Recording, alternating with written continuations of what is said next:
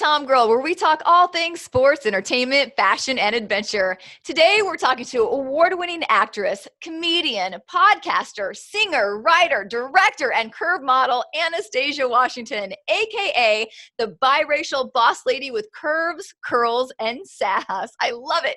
Welcome to the show, Anastasia. Thank you so much for having me. I love it. I love it. Yeah, I love you. You're so awesome. Oh, You just do it all, don't you? I keep busy. I do. Yeah, that's great. What Well, is sleep? yeah, I know. When do you ever sleep? I'm not a good sleeper. I never have been. I will say that even as a kid, I was like, they were like, go to sleep. Nah, Yeah, you got lots to do. lots to do. Well, let's start with you as a kid, because I love this story about when you were 3 years old and you just began your love of entertainment. I So tell us did. that I story. did. Yeah, so when I was about 3 years old, I went to SeaWorld, which apparently, like I don't listen, it was a different time, you guys. Don't yell at me. Okay. We went to SeaWorld and everyone was watching the Shamu show. And of course, I had decided that I'm going to put on my own show. I'm going to tap dance and sing. And just when everybody started clapping for the whale, I thought it was for me and I took a bow. And my mom was like, we're in trouble. Let's go get her an agent. So pretty much the next week I started I interviewed with my manager that I had as a kid and started working then, yeah, like pretty soon after that. So So you just always loved it, like just loved to perform and put on a show? always, it's so funny, like my sister was just saying today, she was like, I was watching my niece perform, she's also an up and coming dancer and actor at 12. And she was like, I was kind of like rolling my eyes. I was like, oh, we have to watch the dance again. She goes, oh, but we had to do it for you too. And I was like, well, you still have to. I'm next. I've always loved it.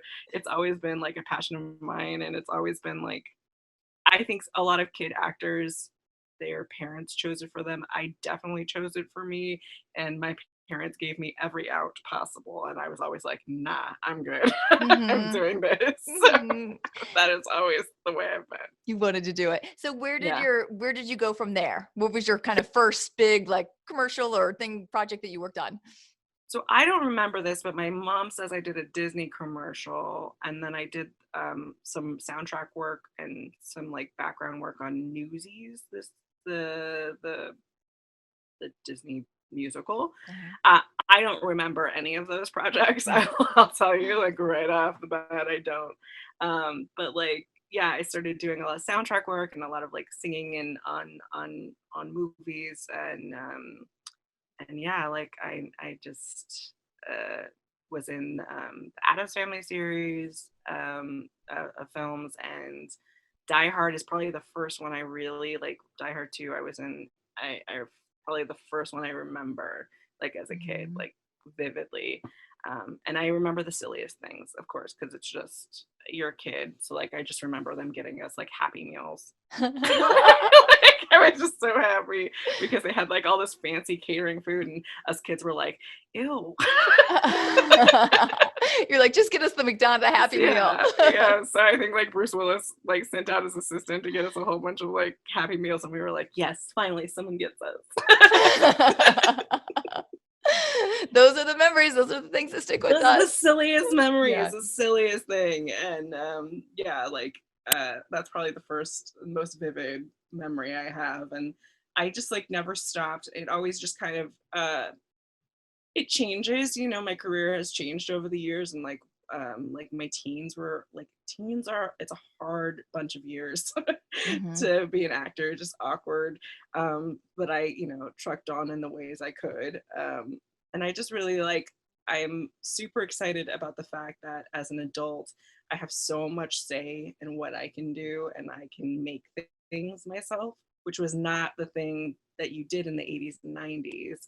um, now there's so much like freedom to be like, okay, well, if I'm not working right now, what can I work on Mhm. and what can I put out there, and how can I support the narrative that I want my career to be.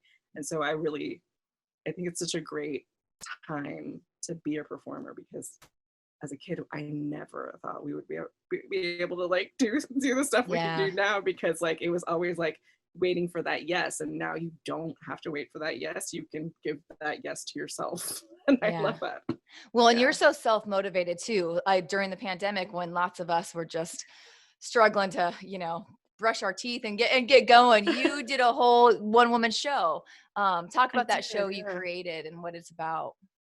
Well, it's about the first 10 years of my life of being like I was kind of stuck in being the biracial best friend, the bestie in a lot of areas in my life, not just like casting wise, just like I've kind of put myself in that way too. And so it kind of discusses that, and it discusses the things that you kind of say to your biracial friends or growing up in a biracial family. And I think there's a persona of what it's like to grow up mixed, and they a lot of people think, oh, you grew up in Los Angeles, so you didn't experience the kind of separatism or racism, or like things aren't said to you like they are. Like there's this perception that it's the South that has this kind of stuff, and I really have these woke lessons with that within my one woman show that kind of just shows you like the microaggressions or the things that I've experienced here that would surprise most people, and like the things that we need to change as a group. Like we all need to like start having empathy for each other and just like listening, and I broach a lot of subjects. That's for sure. Can you say, because I read like a few of the lines that you say through. Did you mind like sharing some of those? Because I think they are funny things that like, that you make them funny. I'm not saying they're funny, but it's like you put your touch on it, make people think like, oh yeah, that's what you're saying in your mouth, but this is this is what you're saying. Yeah, I mean, there's a lot said about our hair, I will say. Yeah. Like a lot said about our hair, and it's I've had people like just like say things like, "Oh my God, can I touch your hair? Oh my God, your hair is so soft. Can I make a pillow out of it?" And like it's just like you think like no. Like, have you ever said that to another human being before me? Like, have you ever just like walked around and been like, oh my God, I just want to like touch your hair and like make items out of it? It's a strange thing to say. But I think, I've always kind of said this, that like, I think being mixed and being biracial is like being a bridge, right? And you're in between so much that people can talk to you from both sides, and they feel the freedom to talk to you from both sides. Sometimes too much freedom, and sometimes you're like, hey, edit that. But it's also like a huge amazing responsibility that that we can have those discussions, and we start those discussions just by being ourselves. Like just by walking in a room, we have started a discussion like about two different cultures meeting, and I love that a lot of the time. Sometimes I'm like, please don't say that to me. But most of the time I love it. And yeah, I mean, being a bridge is like, it's great. You get walked on a lot. But you're bridging things that are important. So Yeah. it's good. People need to go back and forth. Well, and you're not afraid to tackle a lot of topics in your projects. Like you'll talk about openly about, eating disorders and sexual assault. Can you share kind of some of the other projects and things that you've worked on where you kind of share your voice on those items as well? Yeah, I definitely I did this short film that I wrote, and was the I was also the lead in it, called He Said She Said, which talks about sexual assault from two sides, and it also is a very gray area. So like I think the the problem with a lot of the way that we portray sexual assault or sexual misconduct is like clean cut. It's like this guy is like a villain, and he went in and he raped this girl, and like yes, that happens.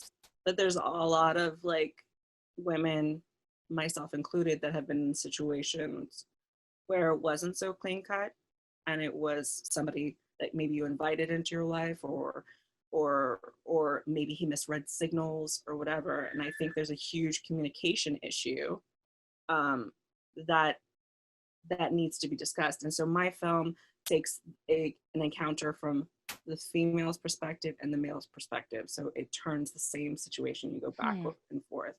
And it's a very different situation. I'll say 75% of men that see it are very uncomfortable with it because it's a narrative of you could have been in the situation, right? You could have been in the situation and nobody really wants to admit that they have, and that's the problem. You know, and I love starting those conversations. I want you to walk out of that film and go, have I ever done that? Have I ever made somebody feel that way? And like, I think that is such an important topic. And eating disorders, over the pandemic, I did a web series about eating disorders because I was just sitting there and I was like, how do I get out of my brain about it? Like I'm, you know, in recovery of like, you know, like I'm in a good place, but now there's a pandemic and I'm sitting here thinking about food and I'm sitting here, you know, just like, you know, and so I had to express myself in comedy about like being very honest about eating disorders. And I also had to like find activities for myself because I'm just like that person, right? And so yeah, I mean, I made a web series with a couple other comedians that also suffered from eating disorders, and we were all different shapes and sizes. That's the other thing. Like people have this like view of what like an eating disorder is, like what it looks like. And I actually had people like, let's say like when I came out as bulimic, they're like, but you're, and I was like, what, not skinny? Yeah. And then it would be like, yeah, well, I didn't do it well. No, that's not. It's just, no, it's like we all come in different shapes and sizes, and there's different ways that we cope with it. And there's so much disordered eating in our society just because of how we consume content and how we consume just abundance.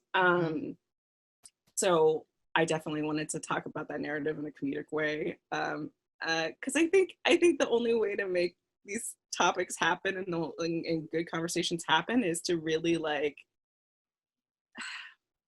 make it laughable, make it like, you know, approachable. So yeah, I mean, that was one of the things I did during the pandemic too, was just like write about my feelings about eating disorders. And then I took up dancing. I've always been a dancer, but I took up dance hall and did it online because I was just like, I need to move. I gotta move. I gotta do stuff. Yeah. When did you discover that writing or specifically comedic writing was like your outlet or your way for you to kind of process your feelings and want to tell these stories? I don't think I honestly, until maybe like 5 or 6 years ago, thought I was a good writer. But I've always written my whole life. I'm one of those, like my family makes fun of me because like I buy journals all the time and I fill them. Like since I was a kid, like I would just fill them with my thoughts, drawings, like just I'm like tons of journals, and I keep them and I look at them and I whatever. And so I've always been that way.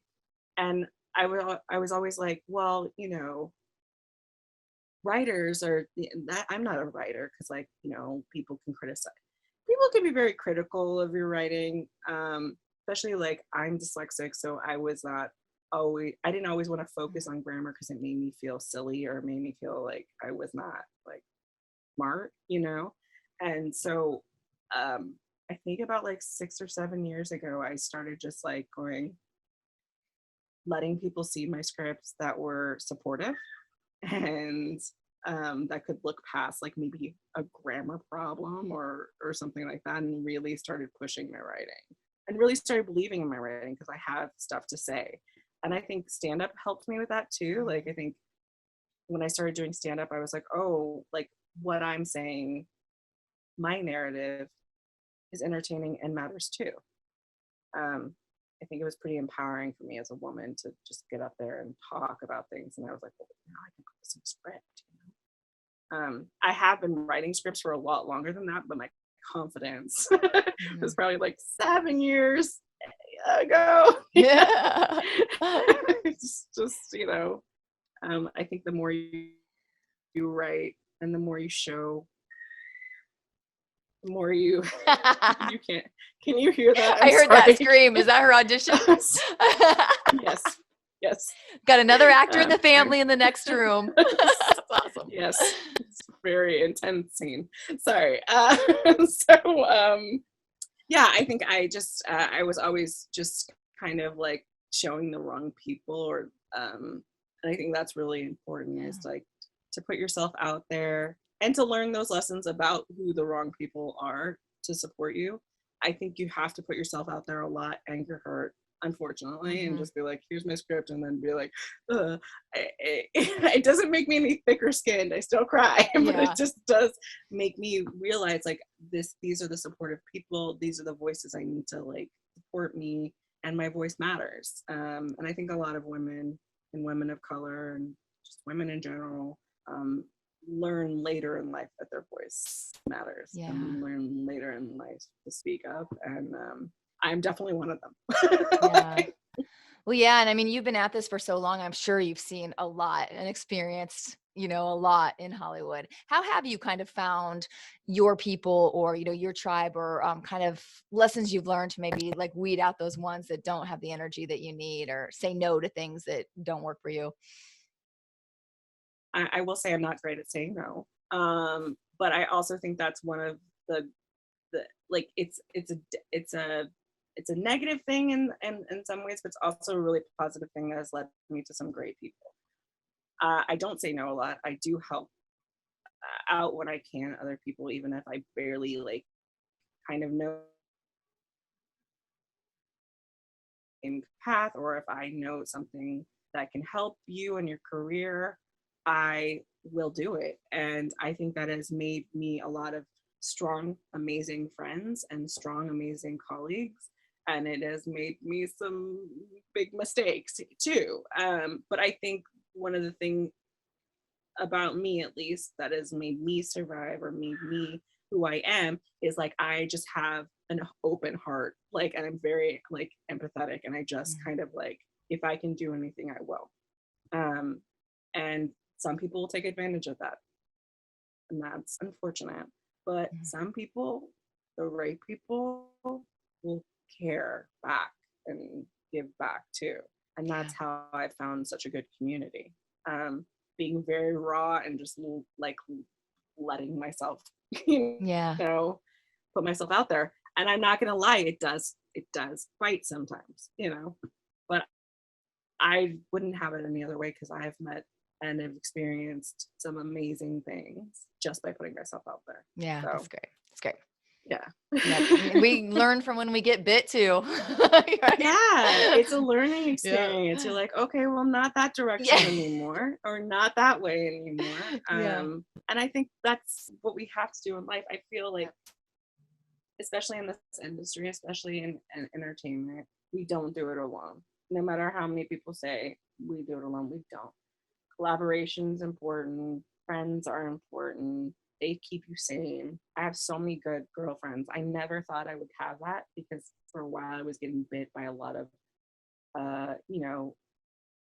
women that were not in the right space in their life.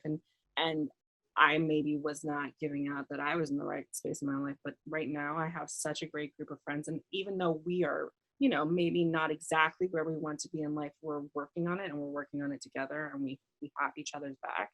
And I honestly, like, always was more of a guy's girl. I like a lot of guyish things. So like I was always more like, and I'm so happy that I'm here and in my life, that I have women that have my back and I have theirs, and that we collaborate and we build stuff. I'm so happy we're there now. Yeah, those girl bonds as we get older, I just think are so important and so great to have. Important.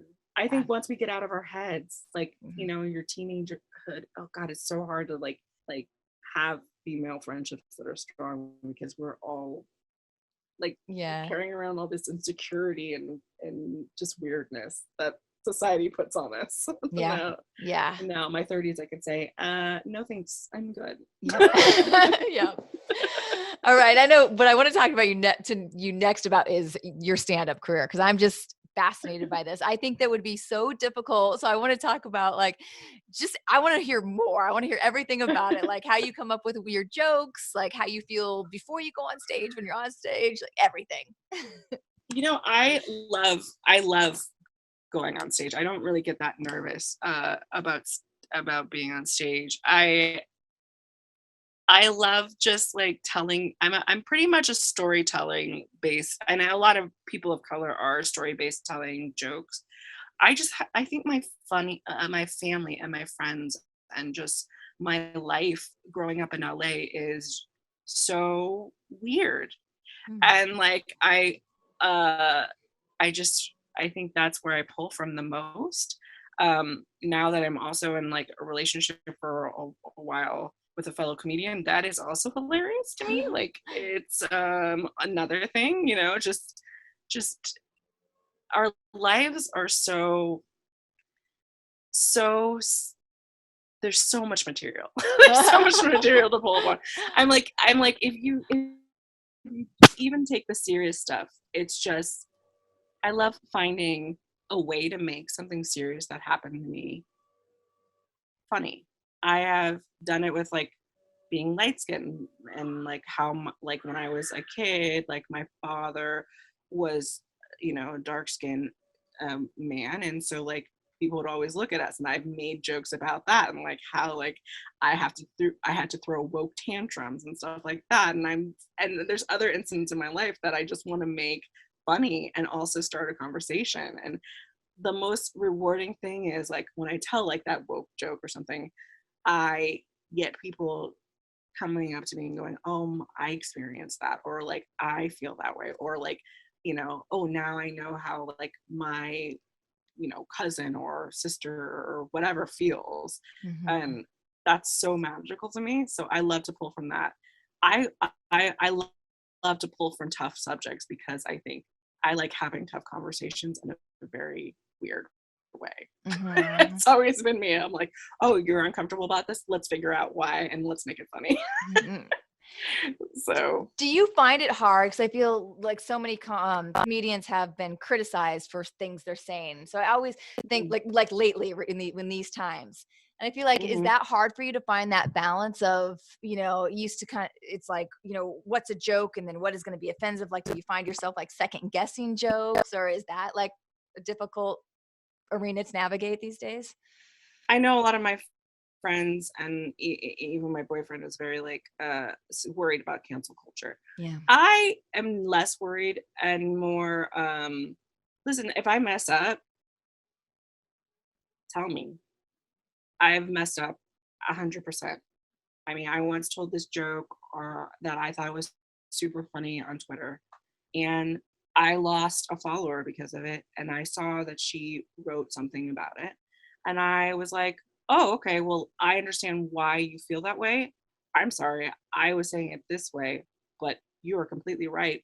And like we had this whole conversation on Twitter, and we, eventually like came to the conclusion that it was a baseless joke that I shouldn't have made, and it was definitely not my intention. The way that she took it was definitely not my intention, but it doesn't matter because that's the way she took it, and that's the way she took it, and that's valid. But I apologized. I took it down. I even said why I was wrong, and we had a great discussion about it, and she added me back, and we're good. I don't think we shouldn't have accountability. We should definitely have accountability. If we cross lines, please tell me. I think we should always be able to have a discussion. I think that's what comedy has been the best at, is starting discussions. So yeah, I think you should be able to say things, but you should also be accountable. And I would never not take accountability for the things I do. Even the stuff I don't like about myself, if I said it, if I did it, I'm going to take accountability and I'm going to say that sucked. I sucked at the moment. Like, I don't, where nobody's perfect. I think that's the other thing. Like everyone thinks they're perfect and like, and points the finger at them. Okay, well, I'm not. I'm going to tell you right now, if you follow me, if you come to my show, I'm not perfect. I might say something that offends you. Tell me why.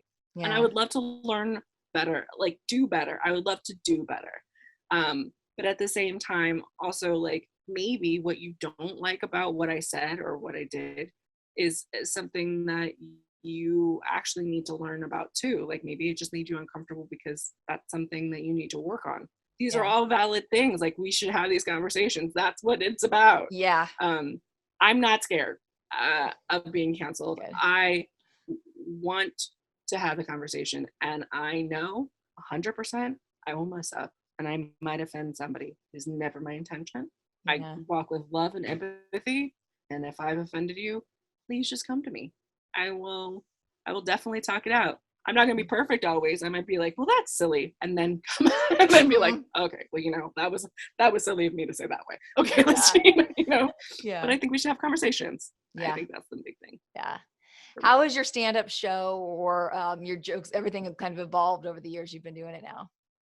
Oh, well, you know, I, you know, as a curvy person, I definitely like made a lot of lewd jokes about my size when I first started out because I thought it was funny. And I think a lot of women make fun of their bodies and they make fun of like just get really lewd and when we first start out. I am definitely not that person anymore. I am definitely just the person that walks on stage and goes, I'm a woman, I'm sexy, I have these experiences, and it has nothing to do with my size. You know, I do a lot of I do a lot of jokes about working out because I work out a lot, which, you know, like is just hilarious. Just going to spin class is hilarious. Just things about that is hilarious. So I'm honest and open about like the things that interest me and the things that, you know, like are drag. And I think I'm more authentic to myself now. And I think every comic will probably tell you that than when I started out. And I love that. Like I'm really who I am and not who people expect me to be on stage. And I think every performer starts out going, okay, well, this is what's funny. Well, yeah, but also like, is that you? And like, didn't that guy just do that joke too? Like, you know, we have to find who we are. Be uniquely yourself. And that's what I've definitely learned. Yeah. What are, just curious, what are some of your jokes about spin class or what? Oh, I love spin class is such a spiritual experience for me. I love I tell this joke about like how I love to go to spin class and cry because like, you know, as a woman of color, you get to cry in front of a whole bunch of white women and they're stuck on a bike and they can't go anywhere. And you're just like, see me, feel me, you can't go anywhere. It's the greatest. But I love spin class.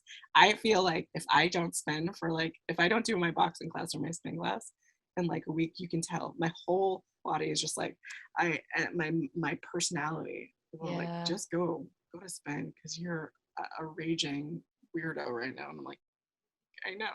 I'm emotional. I need to go spin. I need to go punch things. Are you a soul cycler or where do you go? I'm not. I'm an evolve cycler mainly, which is a place on Ventura Boulevard that's really cool. I love their hip hop night. I will be there.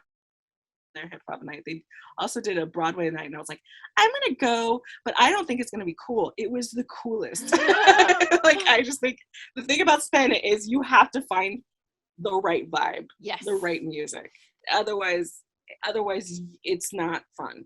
And I think Evolve has it like to me, and they're just such a great like I don't know, smaller business, and they just seem like always to have the good attitude. It's the same way with my boxing gym, Prevail. We just feel like a community. Like I just love going there. Even like I went there like hungover and jet lagged, and like I was like, I'm not gonna even do anything. And there was like a competition day where we had to be in teams. I busted my butt because I was like, I love this place. Yeah. You know, I'm gonna come here, you know. I think it's just the people and the vibe community that I love. Yeah. Yeah, I guess I'm a group exerciser, people are always like, you know, you're such a group actor. I do. I love it. I love it. Yeah. It's so funny you say this today because I literally just went back to my spin class 'cause I'm a big spinner too. But I hadn't Yay! been through the whole like 3 years now of the pandemic, and I had my guy David, and it was the same as you. I'm like, I don't like other people. I love his music. Like I always told everybody, it's like my church. I'd cried in there before. Yeah, Like he just like absolutely. everything was like he'll give motivational talks and the music. And so this morning was the first time I went back. I walked out of there feeling like better than I felt in, 3 years, just because Yes. I'm like, man, I just missed this aspect of my life. Like, so when you do find Yeah, those right classes like that, and that community, that fitness community, it is life changing, and it keeps you, positive and moving it and going forward. And does. I'm sure, especially like in a career like you're doing, where you're on your own and you're writing, you're being creative, and you're Yeah. trying to, but you're pulling from your emotions, doing things like Mhm. having that there to keep that fire going is probably really helpful. Yes, and I love places that have a sense of humor. Obviously, like there's a sign out front of my spin studio that says like, "Why are you here today?" Like, like like I'm here, blah blah blah, and like and you like insert. And I always like I'll post every time I'm at a spin class like my purpose today. The reason I'm here today is like, well, I'm gonna have 2 slices of cake later, so. Like Yeah. or like or like just like Yeah. whatever it is, and I think I just love it. Yeah. I love moving. I love being active. I'm from a very active family. My dad required us to be in sports, and I was also a dancer, which was not considered a sport to my dad. So, Oh, like I was it's a like, sport. yeah, yeah, not Yeah. to my dad. He was Yeah. like, you still have to be in a sport. You still have to work out. And I was like, but I'm already working out. He's like, Yeah. nope, not enough. But the So, combo, if you had the dance and the sports, then the dance really helped your sport, so you were good. yeah, Right? it did. It did. It definitely did. I definitely like complained when I was a kid about how like how hard we worked. I don't complain about it anymore because I think it made me such a strong person. No matter what size I am, I'm strong. I have endurance, and that is not something that everyone has. Yeah. So I definitely am like, thank you for all those years where I yelled at you and was Yeah. like, you suck. You suck. Awesome. Well, you brought up cake, and that's something else I want to Oh, talk yes. about. Tell me about your Cake Wednesday.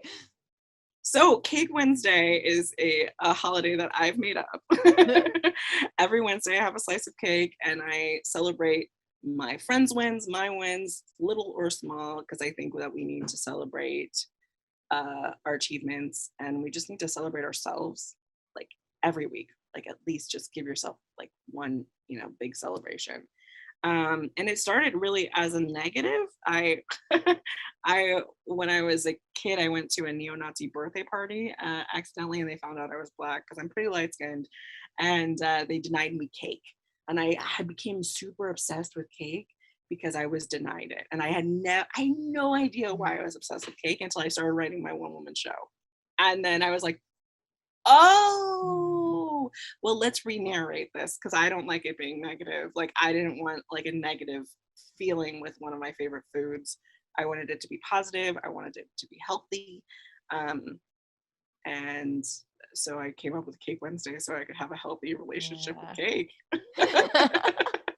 Sounds like a great day to me. Cake Wednesday, Right, I'm in. right.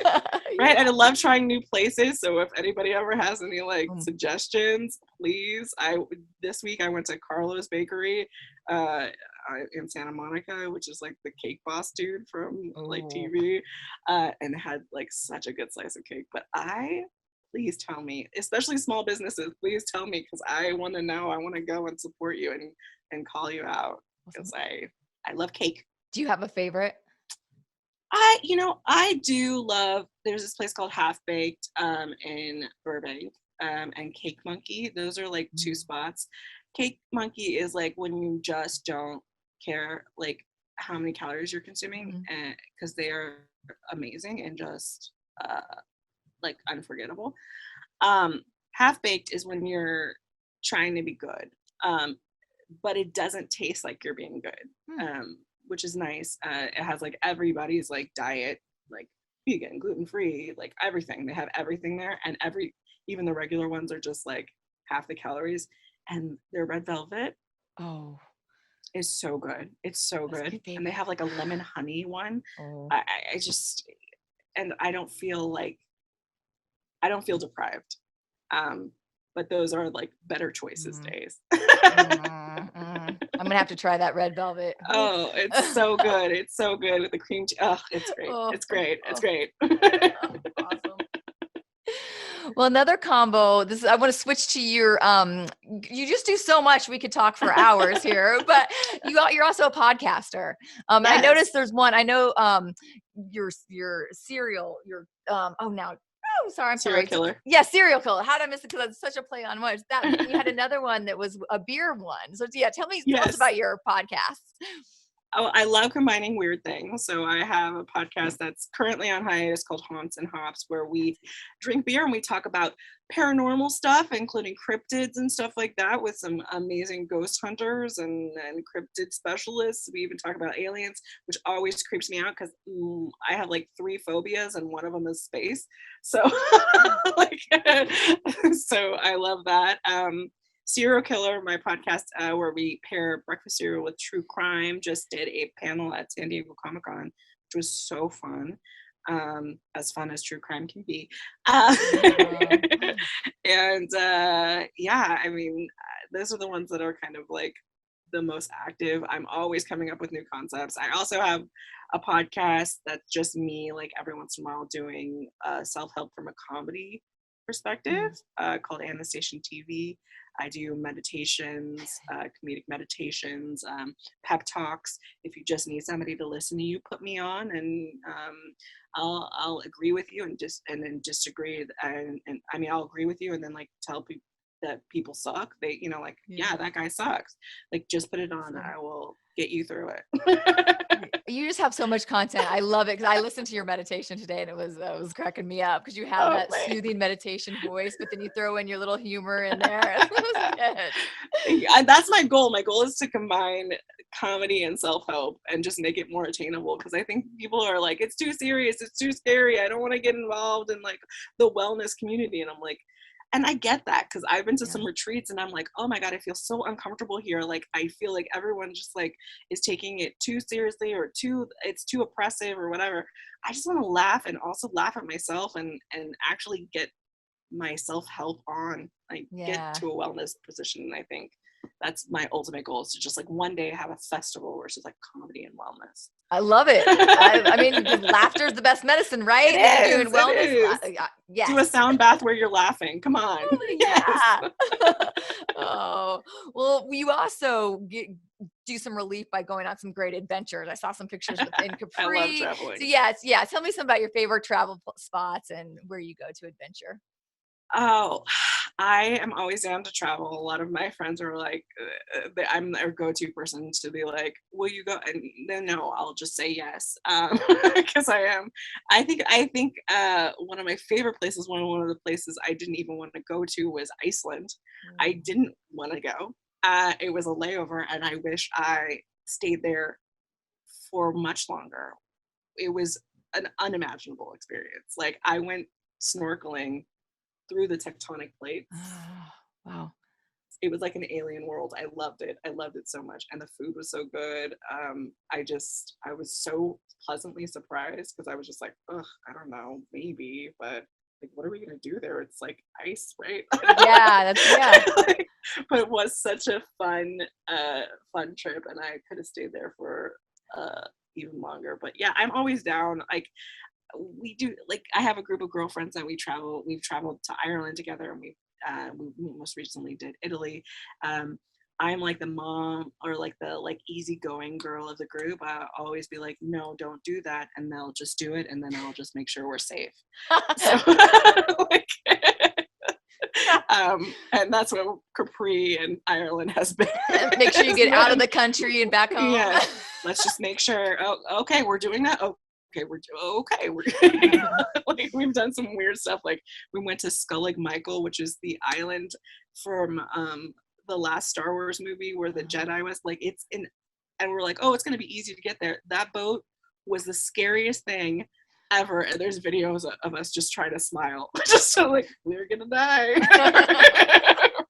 but we're gonna look good doing it. We didn't die, you guys. We're We made it. we Oh, made it. that's awesome. It's great you have such a, good group that you can go and experience those things with. That's always important too. Yeah. I Yeah. love it. And my family is also like, we're big on like amusement parks and traveling and seeing the world together. And I'm lucky with that for sure. Yeah. Great. Well, to kind of tie things up today, let's ask you a few questions just for listeners out there that maybe, have dreams of doing stand-up comedy or being a filmmaker or any number of the wonderful things that you do, singing, voiceover, everything. So maybe just talk about some the things that maybe that you've learned over the years that you wish you knew sooner in your career.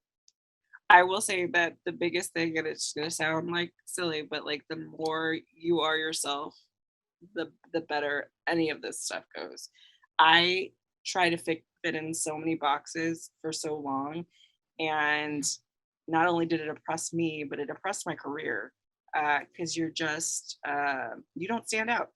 When you're not trying to stand out, you're not standing out, and the thing that you need to do in comedy and filmmaking and acting is to be the one that stands out. So I think I wish I knew that, like, I, being me, the unique, crazy, silly person I am, was my biggest asset instead of trying to be like, whatever I thought they wanted.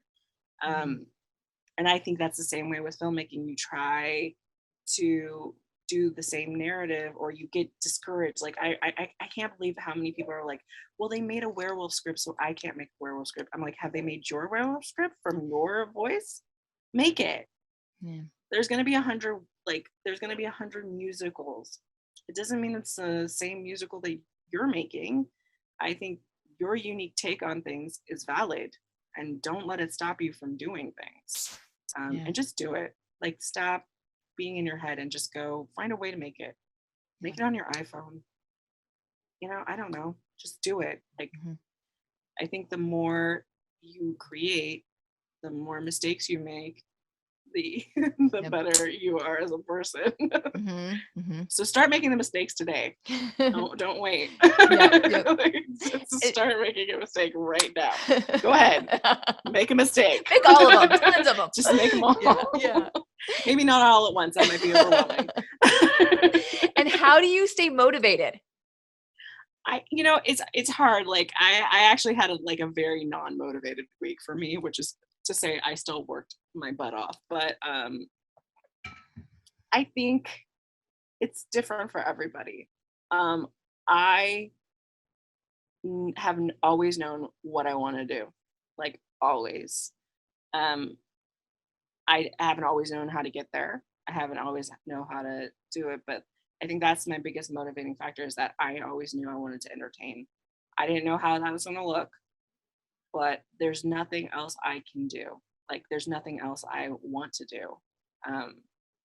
And I think another thing that's motivating is having people around you that also have those kind of dreams, and seeing them do great things and being happy for them and going, okay, well, like, I also want to do that. Like, how can we collaborate and how can we get together?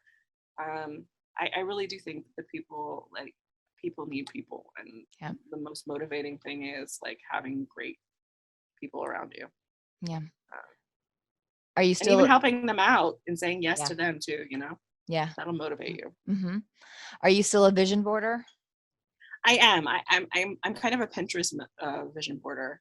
I do have like a vision board app on my phone that like does this like little flash thing, so you get all your like top things like really flashing in your eyes a couple times.